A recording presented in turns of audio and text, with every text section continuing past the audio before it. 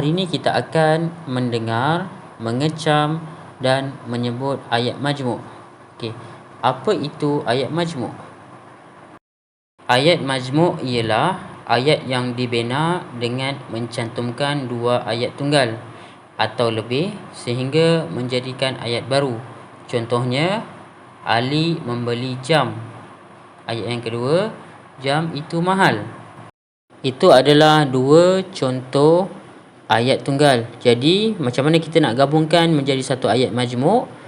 Kita gabungkan dia dengan Ali membeli jam yang mahal. Yang tu adalah kata hubung. Lihat pada gambar yang pertama, contoh ayat majmuk. Hana dan Hani membantu ibu di dapur. Ayat majmuk ini terjadi disebabkan ada dua ayat tunggal yang digabungkan. Okay.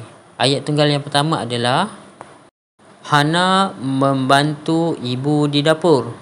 Ayat yang kedua, Hani membantu ibu di dapur.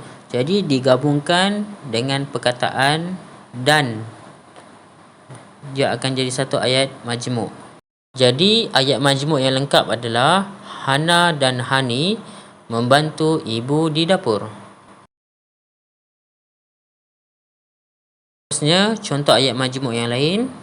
Lihat gambar yang kedua. Mereka membersihkan dapur supaya serangga perosak seperti lipas dan lalat tidak membiak di situ. Kata hubung apa yang digunakan untuk menyambungkan ayat tunggal tersebut? Kat situ digunakan perkataan supaya.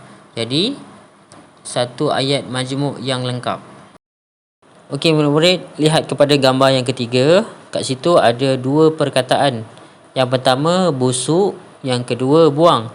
Jadi, kita akan bina dulu satu ayat tunggal. Yang pertama, Hana mengeluarkan sayur yang telah busuk dari peti sejuk. Ayat tunggal yang kedua, Hani membuang sayur yang telah busuk dari peti sejuk. Jadi kita gabungkan menjadi satu ayat majmuk. Hana dan Hani mengeluarkan sayur yang telah busuk dari peti sejuk untuk dibuang. Seterusnya, lihat pada gambar yang terakhir. Kita akan bina dulu ayat tunggal. Yang pertama, Hana membawa mangkuk yang telah dicuci untuk disimpan. Yang kedua, Hani menyimpan sudu bersih di laci. Jadi kita akan sambungkan kedua ayat tunggal ini menjadi satu ayat majmuk yang lengkap.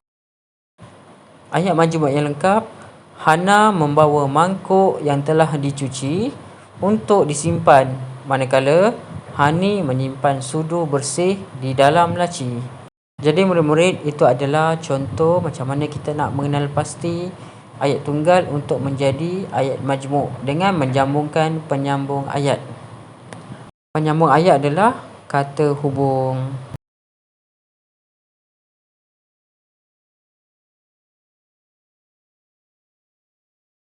Pelajaran kedua kita adalah agihan tugas kami. Murid-murid, sila buka muka surat 14 di buku teks kamu. Tengok pada buku teks masing-masing, muka surat 14, kamu akan melihat 4 suku kata. Suku kata yang pertama adalah mengelap. Seterusnya, menyapu, menyusun, dan yang terakhir, menyidai.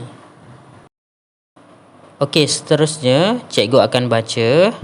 Murid-murid akan ikut, dengar dan baca dengan intonasi yang betul. Hana dan adik-beradiknya membantu ibu bapa mereka. Mereka melakukan kerja rumah pada hujung minggu.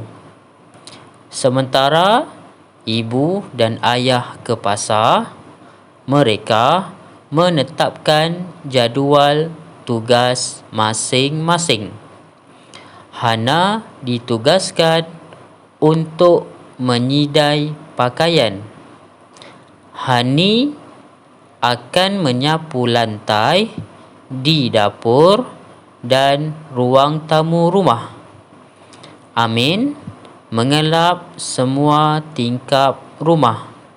Amar pula menyusun kasut di dalam rak.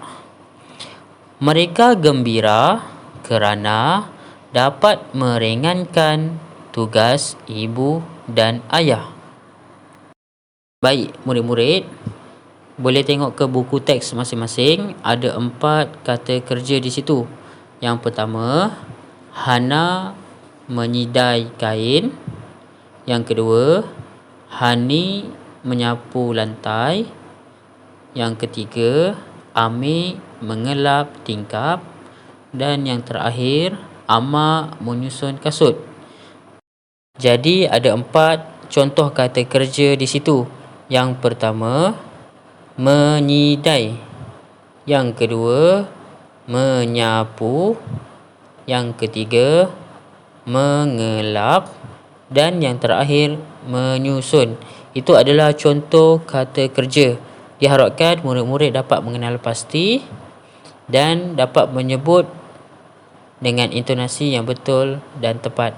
Itu sahaja pelajaran pada hari ini. Jumpa lagi. Assalamualaikum dan bye-bye.